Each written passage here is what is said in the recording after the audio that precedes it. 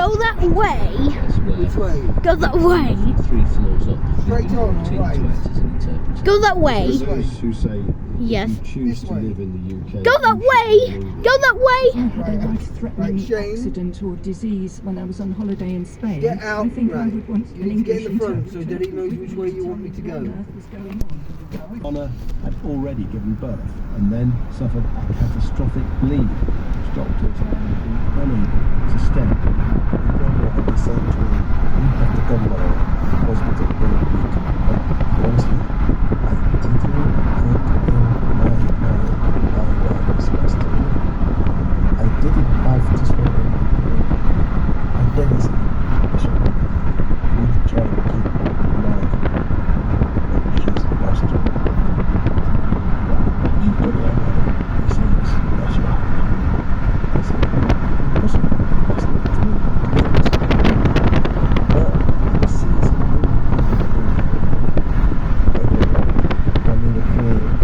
a review by the maternity section of the Healthcare Safety Investigation Branch, part of the Quality Commission, found there been a 30-minute delay in summoning a specialist team of doctors for the woman's condition deteriorated, and a near hour-long delay in giving her a blood transfusion. The investigation was also damning the hospital's failure to provide any interpreter for Rana while she was in hospital. It found that she was, quote, uninformed about the reason for her admission, and something as fundamental as consent to induce labour was not given. If you'd had a personal interpreter for you, what difference Go would that it way. have made? They will Go help that way. me and help her to take the right decision for how she's going to deliver a baby. And she can know what is going to be happening to her. Relation Trust apologised and told us it had acted on the coroner's recommendations to ensure all lessons have been learned to avoid similar tragedies. It adds that it is absolutely committed to delivering the safest possible service. 514 has discovered that serious communication failures of this kind are not uncommon during childbirth. We've obtained disturbing data for Freedom of Information request to the Healthcare Safety Investigation Branch. They told us that over the past 5 years, its investigations discovered interpreting problems, including poor communication due to language difficulties, were a contributing factor in at least 80 babies dying or suffering brain injuries. Professor Hassan Shahati is from the Royal College of Obstetricians and Gynecologists. He says it's paramount for women giving birth to be relaxed, as that reduces the chances of things going wrong. I think it's important just to note that minority ethnic women are at disproportionate risk of having poorer outcomes. Now, add to that the language barriers, which will further exacerbate the risk, with women struggling to access, engage with maternity services, and communicate their concerns to healthcare professionals. What are your own experiences when you treat patients who require interpreting in childbirth? Some of them have been fantastic, but sometimes it can be very difficult. I recently had a couple where the lady herself doesn't speak English at all, and they had an issue with a baby with abnormality that is incompatible with life, and we were supposed to be discussing termination of pregnancy. And during the discussion, I found that the interpreter was actually giving his opinion and trying to say to the parents that they shouldn't be considering termination of pregnancy because it's against the religion. We're seriously failing some of the most vulnerable people in society here, aren't we? We are, absolutely. I would say communication is really, really important in what we do in medicine. And if we're not communicating as well as we should be with our patients, inevitably that will lead to poorer outcomes. But are those warnings being heeded? I'm climbing up what feels like endless flights of stairs to reach the top floor of a block of tenement flats in Glasgow.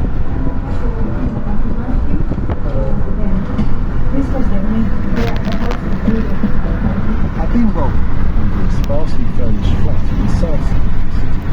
It's home to Gula, partner Ahmed, and their 1-year-old daughter Aisha, whose names will change to protect their identities.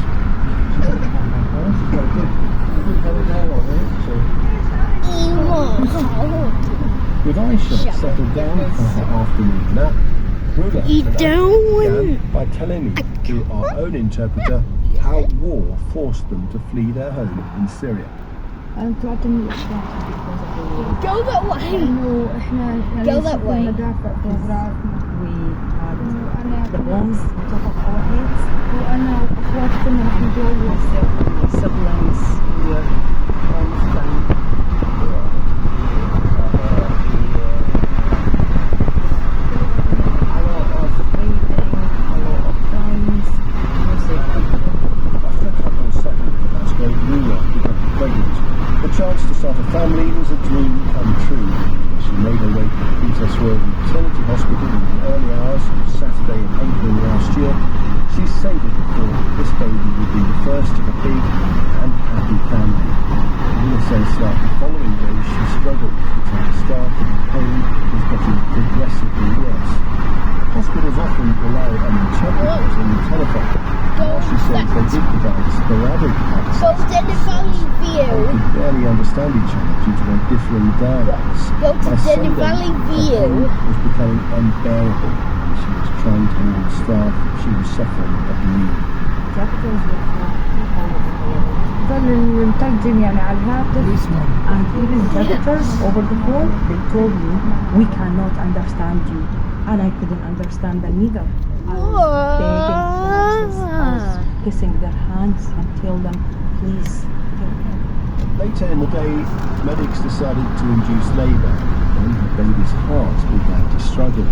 By this time, Rula had been separated from Ahmed because staff would only allow one person to accompany her to the labour ward. Rula was forced to choose between her husband, who spoke no English, and a charity support worker who spoke Arabic. She chose the latter, reasoning they would at least understand what the doctors were saying. Arabic speaking doctor was eventually summoned, who told her they were going to have to perform an emergency caesarean. For Rula, things seemed to be spiralling out of control. I phoned my husband to explain. I said to him, there was something abnormal. The doctors are very scared. They're in and out of the room, and I don't know what's going on. No one was explaining to me at all. Even when they provided an interpreter over the phone, the interpreter told me they need to take you to theatre. They didn't explain what the situation was. Rula woke from a general anaesthetic to be greeted with the sight of her perfect, healthy baby lying in a cot next to her bed. Go that way. She was placed onto her chest, and there she lay. But her feeling of relief was short-lived. It became apparent that Rula was suffering a life-threatening bleed. Incredibly, these doctors and nurses were having to use Google Translate for 15 minutes to try and tell her she was going to have to go back to theatre and a hysterectomy may have to be carried out. There was an interpreter provided over the phone for a couple of minutes only, just to explain to me the situation. I was very unhappy. I was extremely unhappy, and I told the interpreter I don't want them to do this. I was under the effect of the anesthetic. I was feeling, sometimes I do understand them, sometimes I couldn't understand them. But I Go that begged them, way. please don't remove my uterus. The following day, Rula woke to Go find that out that way. she would not be able to have any more children. The hysterectomy had indeed been carried out. An interpreter had now been summoned to deliver the devastating news in person. Rula just wishes they'd been there the day before. Most interpreting services was provided over the phone. Couldn't understand them. They couldn't understand me, and most of the times the line was cut off. NHS Greater Glasgow and Clyde told File on 4 a telephone interpreter was made available throughout her labour. It appreciates this was extremely challenging. It added it was not routine to use face-to-face interpreters during COVID, adding that claims about treatment were investigated but not upheld.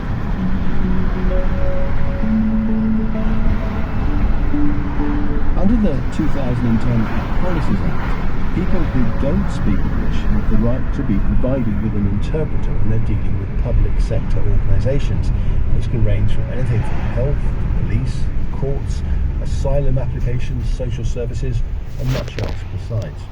Mike Orlov is Executive Director of the National Register of Public Service Interpreters, an independent regulator for qualified interpreters.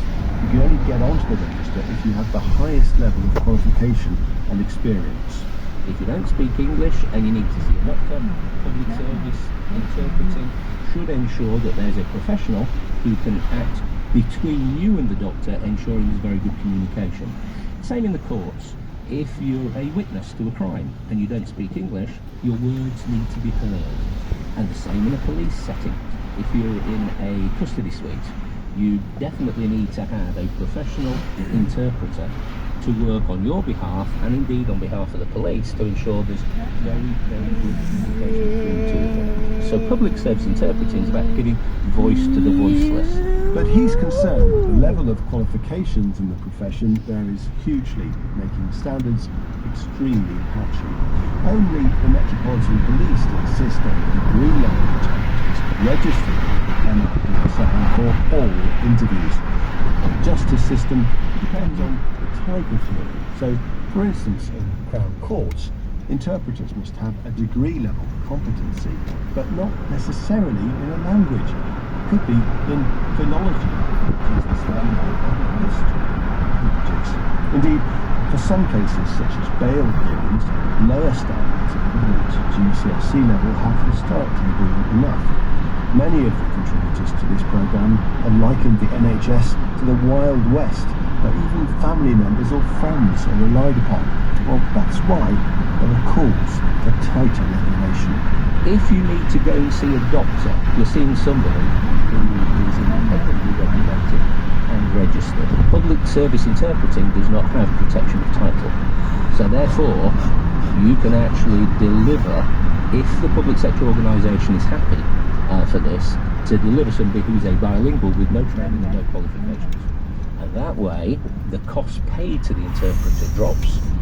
And what happens is that the professionals who have spent time gaining level 6 qualifications, that's a university degree level vocational qualification, they're just not earning, and so therefore they leave the profession.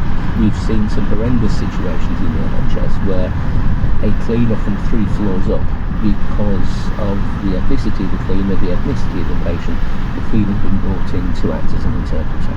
And we are left with individuals who cannot do the job properly.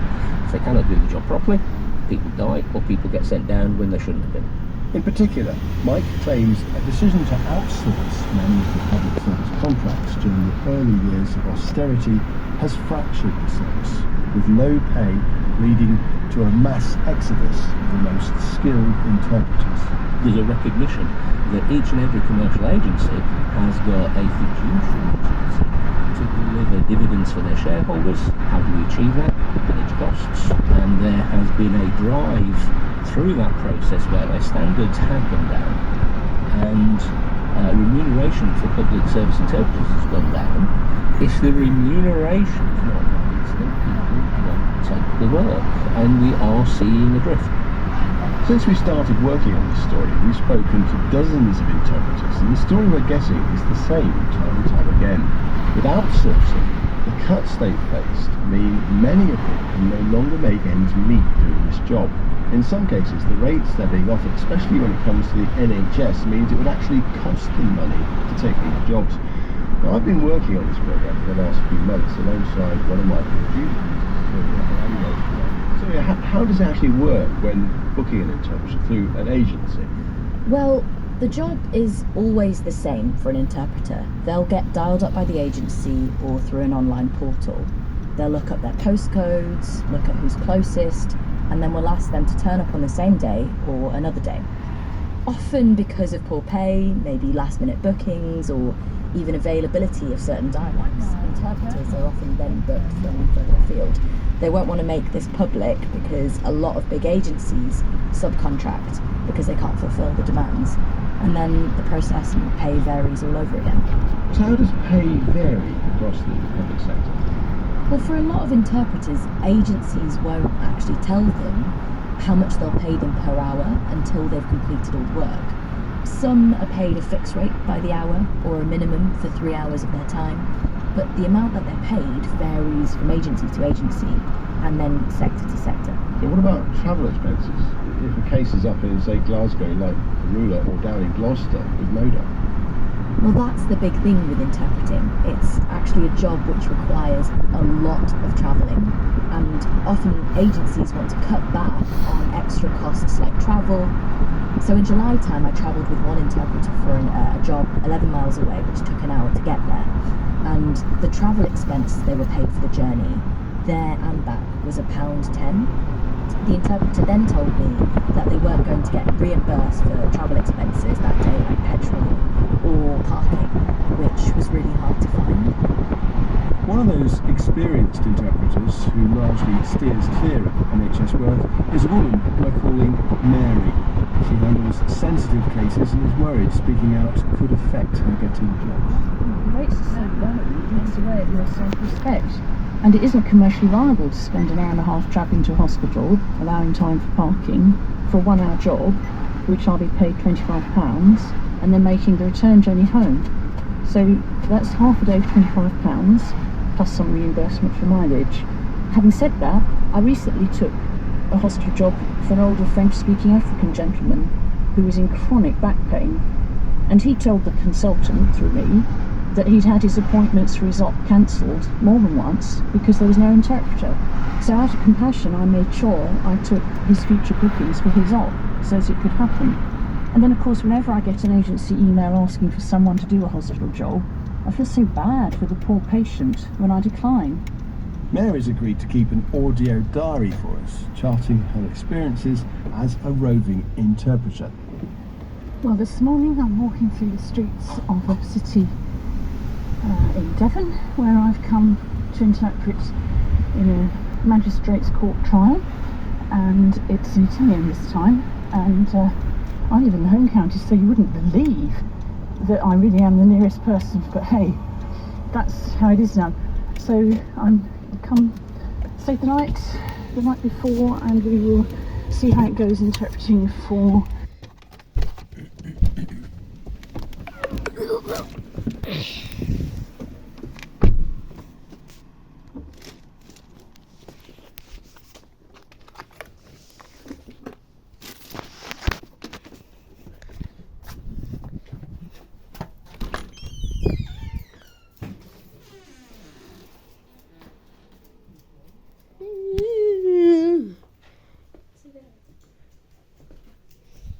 It's